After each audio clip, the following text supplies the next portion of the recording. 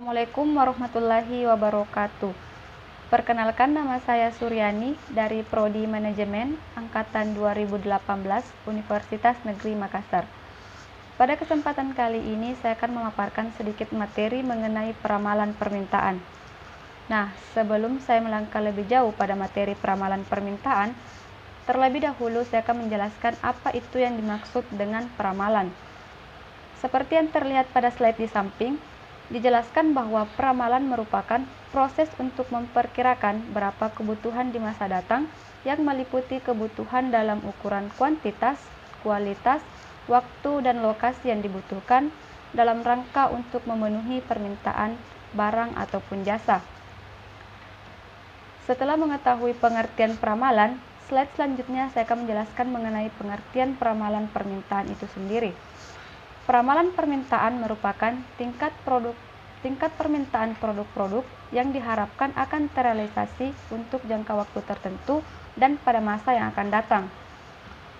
Oke, setelah kita mengetahui pengertian dari peramalan dan pengertian dari peramalan permintaan, slide selanjutnya saya akan menjelaskan mengenai karakteristik peramalan yang baik.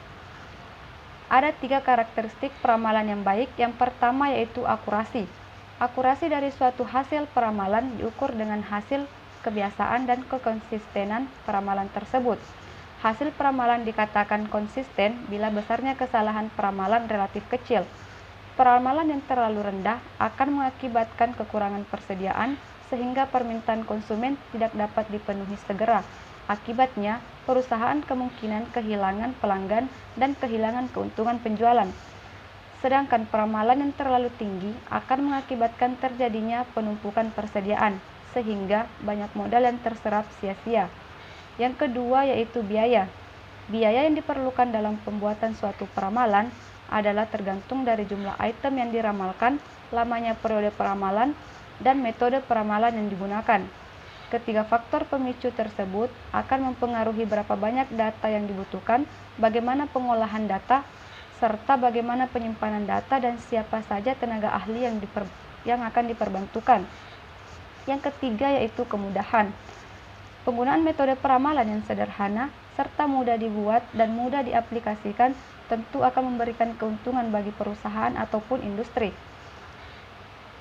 Baik, slide selanjutnya saya akan menjelaskan mengenai beberapa sifat hasil peramalan. Dalam membuat peramalan atau menerapkan suatu peramalan, maka ada beberapa hal atau beberapa sifat yang harus kita pertimbangkan. Di antaranya yang pertama, ramalan pasti, mengandung kesalahan. Artinya yaitu peramal hanya bisa mengurangi ketidakpastian yang mungkin akan terjadi, tetapi tidak dapat menghilangkan ketidakpastian tersebut. Poin kedua yaitu peramalan seharusnya memberikan informasi tentang beberapa ukuran kesalahan. Maksudnya di sini yaitu peramalan pasti mengandung kesalahan, maka penting bagi seorang peramal untuk menginformasikan seberapa besar kesalahan yang mungkin dapat terjadi. Poin ketiga yaitu peramalan jangka pendek lebih akurat dibandingkan peramalan jangka panjang. Mengapa dikatakan demikian? Hal ini dikarenakan faktor yang mempengaruhi permintaan relatif masih konstan pada peramalan jangka pendek, sedangkan masih panjang periode peramalannya. Maka semakin besar pula kemungkinan terjadinya perubahan faktor-faktor yang mempengaruhi permintaan. Itu tadi beberapa sifat hasil permintaan. Selanjutnya yaitu pada poin di samping atau pada slide di samping saya akan menjelaskan kemudian mengenai faktor-faktor yang mempengaruhi peramalan. Nah, faktor lingkungan yang saling berinteraksi dalam pasar yang berada di luar kendali perusahaan, di antaranya yaitu pertama, kondisi umum bisnis dan ekonomi, kedua, reaksi dan tindakan pesaing, ketiga, tindakan pemerintah, keempat, kecenderungan pasar, kelima, siklus hidup produk, keenam, gaya dan mode, ketujuh yaitu perubahan permintaan.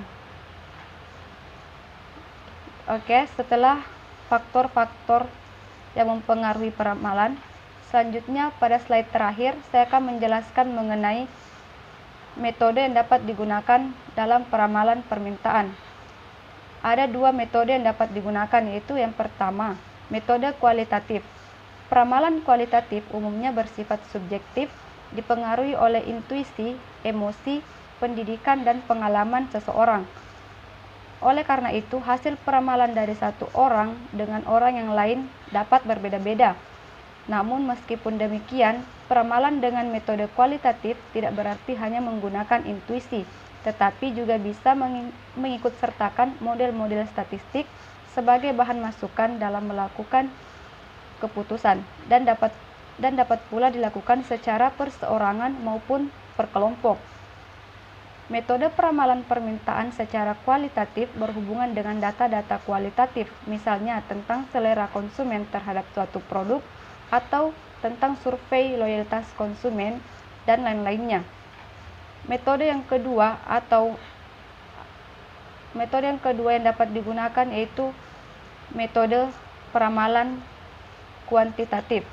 Peramalan kuantitatif dapat diterapkan jika tersedia data di masa lalu. Informasi dapat dikuantifikasi atau diwujudkan dalam bentuk angka, dan asumsi beberapa aspek pola masa lalu akan terus berlangsung. Nah, demikian yang dapat saya jelaskan. Lebih dan kurangnya mohon dimaafkan. Wassalamualaikum warahmatullahi wabarakatuh.